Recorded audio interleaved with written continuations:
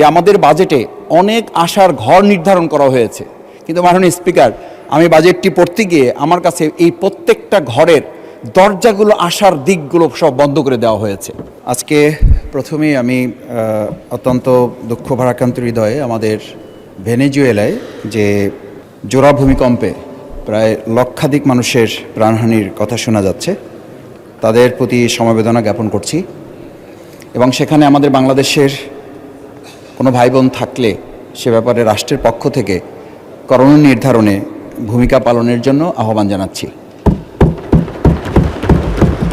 মাননীয় স্পিকার,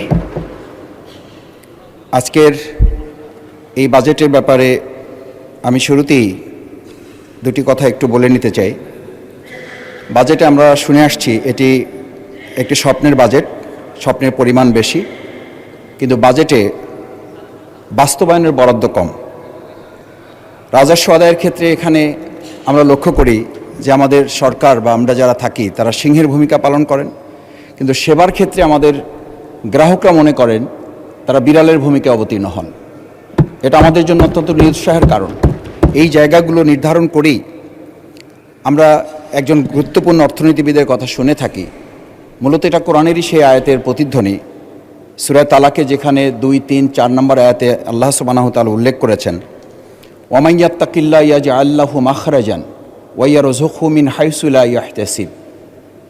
যদি সমাজ এবং রাষ্ট্র পরিচালনায় একদল সৎ, দক্ষ, ক্ষোধাভীরু মানুষ থাকে যারা আল্লাহকে ভয় করবে, সুশাসন কায়েম করবে, তাহলে আল্লাহ তাআলা ওয়া ইয়ারযুকহু মিন হাইসু লা ইয়াহতাসিব, এমন জায়গা থেকে রিজিকের ব্যবস্থা করবে না। রিজিক বলতে শুধু খাবার নয়, রিজিক বলতে মানুষের সামগ্রিক ব্যবস্থাপনাকেই সমস্ত মুফাসসিরগণ উল্লেখ করে থাকেন। সেই জায়গাটিকে আমরা শুনে থাকি। দার্শনিক অমর্ত্য সেনের একটা কথা বলা হয়ে থাকে, যেখানে বলা হয় যে সম্পদের অভাবে দুর্ভিক্ষ হয় না, দুর্ভিক্ষ হয় মূলত সুষম বন্টন এবং সুশাসনের অভাবে। আমরা এই সরকার পরিচালনায় মাত্র কয়েকটি মাস অতিবাহিত হওয়ার মধ্যেই আমরা সেই সুষম বন্টন এবং সুশাসনের যে অভাব পরিলক্ষিত দেখছি, তাতে আমার কাছে মনে হয়েছে এই বাজেট আমাদের সামনে এটা মনে করিয়ে দেয় যে আমরা আয়ের তালিকা যখন দেখি তখন আমাদের কাছে আমরা মনে হয় যে আমরা একটা উন্নত দেশের তালিকায় আছি, কিন্তু যখন আবার আমাদের ব্যয়ের তালিকা নির্ধারণ করা হয় তখন আমাদের কাছে উন্নত দেশ মনে হলেও ব্যয়ের তালিকার পাশাপাশি যখন আমরা আয়ের কর্ম নির্ধারণ করি তখন আমাদের কাছে মনে হয় আমরা একটা উন্নয়নশীল রাষ্ট্রে পরিণত হয়ে যাচ্ছি। এই জায়গায় আমার কাছে মনে হচ্ছে আমরা এখানে আলোচনা করতে গিয়ে একজন অর্থনীতিবিদ বনে যাই, কিন্তু বাস্তবিক কার্যক্রম যখন পরিচালনায় যাই তখন আমার কাছে মনে হয় যে আমাদের বাজেটে অনেক আশার ঘর নির্ধারণ করা হয়েছে, কিন্তু মাননীয় স্পিকার, আমি বাজেটটি পড়তে গিয়ে আমার কাছে এই প্রত্যেকটা ঘরের দরজাগুলো, আশার দিকগুলো সব বন্ধ করে দেওয়া হয়েছে। আমি একটা বন্ধের দিক আপনার সামনে উল্লেখ করি। আমাদের বলা হয়েছে, আমি মাঝে মধ্যে এখানে আমরা আলোচনা করি, ইসলামী ব্যাংকে আমাদের একজন এসালম তৈরি হয়েছে, আমাদের বিগত 17 বছরে একজন সালমান এফ রহমান তৈরি হয়েছে। আমি জানি না এসের সাথে এরকম একটা সম্পর্কের মিল কেন তৈরি হয়ে যাওয়া হয়েছে। এই তৈরিটা শুধুমাত্র এখানেই শেষ হয় নাই। বাংলাদেশ আয়রন অ্যান্ড স্টিল সেই স্টিলের যে কাঁচামাল প্রস্তুতকারক যারা, তারা ইতিমধ্যে দাবি তুলেছে। আমাদের এখানে সংসদ সদস্য মাননীয় যারা আছেন তারা বলেন যে এবার নাকি কেউ এটা নিয়ে রাস্তায় বের হয় নাই, শুধুমাত্র বিরোধী দল একটা ব্যানার করে রেখেছিল। এরকম একটা বিরোধী দল আবার ওনাদের পছন্দও হয় না। আমি একটু স্পষ্ট করেই বলি, এই বিরোধী দল পছন্দ না হওয়ার কারণ আছে যে আমাদের বাজেটে অনেক আশার ঘর নির্ধারণ করা হয়েছে, কিন্তু মাননীয় স্পিকার, আমি বাজেটটি পড়তে গিয়ে আমার কাছে এই প্রত্যেকটা ঘরের দরজাগুলো, আশার দিকগুলো সব বন্ধ করে দেওয়া হয়েছে। যে অবস্থাতেই আমরা থাকি, জনগণ যেখানে রাখুক, আমরা সরকারি কোনো সুযোগ সুবিধা, গাড়ি এবং প্লট আমরা গ্রহণ করব না। মাননীয় স্পিকার, এটার মধ্য দিয়ে আমি এটা বুঝাতে চেয়েছি, এরকম বিরোধী দল তো সরকারের পছন্দ হওয়ার কথাও নয়।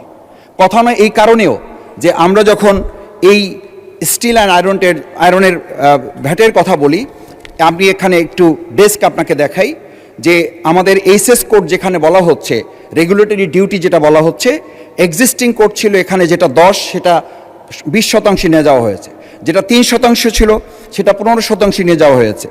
এইরকম প্রত্যেকটা জায়গায় বলা হয়ে থাকে। আমি তাদের সাথে বসেছি, তারা আমাদের সাথে দেখা করেছেন।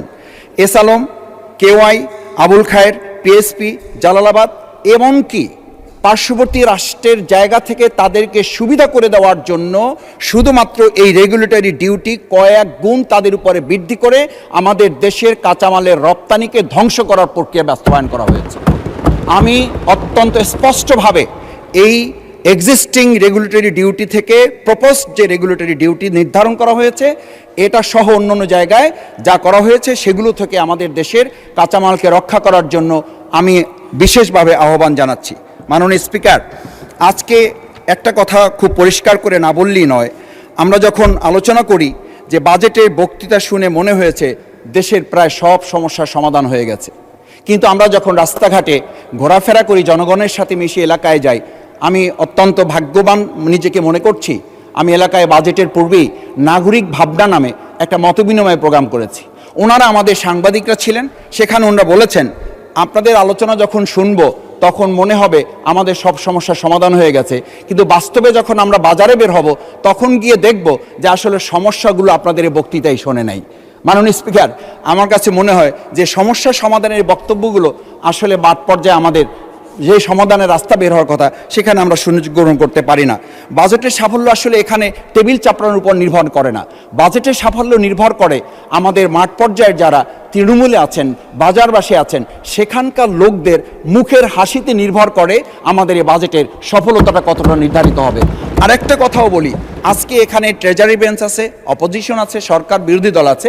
বাজেটে দুটো শব্দ ব্যবহার করা হয়, একটা হচ্ছে জনবিরোধী বাজেট আর একটা হচ্ছে জনমুখী বাজেট বা জনগণের পক্ষের বাজেট। এই দুটো কথার সাথে আমরা যখন দুই পক্ষ হয়ে বসি, আসলে এই অধিবেশন থেকে বের হয়ে আমরা যখন বাজারে যাই তখন জনবান্ধব এবং জনবিরোধী থাকে না, তখন দুই পক্ষেরই একসাথে একটা প্রশ্ন তৈরি হয় আসলে বাজারে মূল্য বৃদ্ধি হয়েছে কেন। মাননীয় স্পিকার, এই দুই পক্ষ আমরা তখন বাজারে কিন্তু এক পক্ষ হয়ে যাই। এর কারণ হচ্ছে বাজারে আমরা যে নীতিমালাটা নির্ধারণ করি সেই নীতিমালায় আমাদের এখানে কেবল বাজেটে আমরা নির্ধারণ করার জন্য সাধারণ মানুষকে বোঝার ক্ষেত্রে প্রেজেন্টেশনে আসতে পেরেছি, কিন্তু আমরা আধুনিক বিশ্বের দিকে অথবা মিনিমাম উন্নয়নশীল রাষ্ট্রের দিকে যদি তাকাই, তারা তাদের বাজেট উপস্থাপনার ক্ষেত্রে মাননীয় স্পিকার আপনি খেয়াল করবেন, আমরা জানি সেখানে ইনফোগ্রাফিক ব্যবস্থাপনা, ভিজুয়াল ড্যাশবোর্ডের ব্যবস্থাপনা, তুলনামূলক চার্টের ব্যবস্থাপনা, সহজ টেবিলের ব্যবস্থাপনা, এমনকি নাগরিক সংস্করণের জন্য তার একটা ব্যবস্থাপনা আগে থেকে তাদেরকে দিয়ে রাখে যাতে তারা এটাতে অংশগ্রহণ করতে পারে। কিন্তু আমরা দুর্ভাগ্যক্রমে লক্ষ্য করেছি নাগরিক ব্যবস্থাপনা তো পরের কথা, সংসদ সদস্যগণ এই বাজেট নির্ধারণে কিংবা বাজেট তৈরির ক্ষেত্রে আমাদের কোনো ভূমিকা রাখার সুযোগ দেওয়া হয় না। মাননীয় স্পিকার, সুতরাং আমি আপনার কাছে মাধ্যমে দুটো বিষয় উল্লেখ করতে চাই। একটি হচ্ছে আজকে আমরা লক্ষ্য করি স্বাস্থ্য ব্যবস্থাপনায় আমাদের বাজেটের কিছুটা বরাদ্দ দেওয়া হয়েছে, শিক্ষায় করা হয়েছে। আমি ধন্যবাদ জানাতে চাই যে মাননীয় বিরোধী দলীয় নেতা আমাদের রাষ্ট্রপতির ভাষণে দুটো বিষয় উল্লেখ করেছিলেন। মাননীয় সংসদ দলের নেতা এই দুটো বিষয়কেই বলেছিলেন অগ্রাধিকার ভিত্তিতে দেওয়া হবে। দেওয়া হয়েছে ঠিকই, কিন্তু আমি একই সাথে লক্ষ্য করছি যে স্বাস্থ্যসেবায় যতটুকু না বরাদ্দ দেওয়া হয়েছে, ঠিক মানবিক একটি হাসপাতাল যেখানে 700টা বেডের মধ্যে 180টা বেডকে ফ্রি করে রাখা হয়েছে, যেখানে গড়ে প্রতিদিন 23 জন নর্মাল ডেলিভারি ব্যবস্থা করা হয়, যেখানে প্রায় অসংখ্য হাজার মানুষকে প্রতিদিন বিনামূল্যে তাদের রোগী এবং অ্যাটেন্ডেন্টকে খাবারের ব্যবস্থা করে দেওয়া হয়। এরকম একটা হাসপাতালকে শুধু 6 জন শিশু মারা যাওয়াটা নিঃসন্দেহে দুর্ভাগ্যজনক, তার লাইসেন্স বাতিল করে দেওয়া হলো। মাননীয় স্পিকার, আমি জানতে চাই তাহলে 300 শিশু হামে মারা গেল, তাহলে আমাদের স্বাস্থ্যমন্ত্রী পদত্যাগের চিন্তা করেছেন কিনা? আমরা স্পষ্ট করি এটা কারণে একটা মানবিক হাসপাতাল, সেখানে এখন প্রায় 1000 খানেক ছাত্র আছে। আমরা অত্যন্ত দুর্ভাগ্যবশত লক্ষ্য করছি যেখানে বহির্বিশ্বের সাথে আমাদের সম্পর্কের এটা একটা মাধ্যম, সেখানে প্রায় 247 জন বিদেশি ছাত্রছাত্রী শিক্ষার্থীরা আছেন, তারা দাঁড়ে দাঁড়ে ঘুরছেন। এটা বাংলাদেশের সম্পর্কে ধারণা ভালো হচ্ছে না, বিদেশে আমাদের সম্পর্কে মেসেজ ভালো যাচ্ছে না, এমনকি তারা দেখা করার সুযোগ পর্যন্ত পাচ্ছে না। সচিব মহোদয় সুযোগ দিচ্ছেন না, ডিজি মহোদয়ের কাছে সুযোগ পাওয়া যাচ্ছে না, স্বাস্থ্যমন্ত্রী সুযোগ দিচ্ছে না। এই শিক্ষার্থীদের কোথায় গিয়ে তারা দাঁড়াবে, সেই জায়গাগুলো আমাদের নির্ধারণ করা উচিত। আমরা শিক্ষার ব্যাপারে বলেছি, শিক্ষা আমরা অগ্রাধিকার নির্ধারণ করেছি। কি নির্ধারণ করেছি? শিক্ষায় আমরা যেটা নির্ধারণ করেছি 511 কোটি টাকা নির্ধারিত থাকা উচিত সেখানে আমাদের নিয়মিত এই সমস্ত ব্যয় বরাদ্দ নির্ধারণ করার জন্য, কিন্তু আমরা লক্ষ্য করছি এই সরকারের কাছে এখন সেখানে মাত্র 86 কোটি টাকা থাকার কারণে তারা নিয়মিত বেতন পর্যন্ত পরিশোধ করার সুযোগ পাচ্ছেন না। তাহলে আমরা অগ্রাধিকার ভিত্তিতে এগিয়ে যাচ্ছি, নাকি আমরা চিংড়ি মাছের মতো লাভ দিচ্ছি কিন্তু পিছনের দিকে যাচ্ছি মাননীয় স্পিকার, সেটা আমাদেরকে ভাবতে হবে। সেই জায়গাটা আমরা শিক্ষামন্ত্রী মহোদয়ের দৃষ্টি আকর্ষণ করি, উনি নাই। উনি বলেছিলেন আমরা মাননীয় প্রধানমন্ত্রীর কাছে 5% কথা বলেছি, 5% কথা বলেছি। উনি আমাদেরকে 3% আশ্বস্ত করেছেন, আমরা এইবার হয়তো 2% পাবো।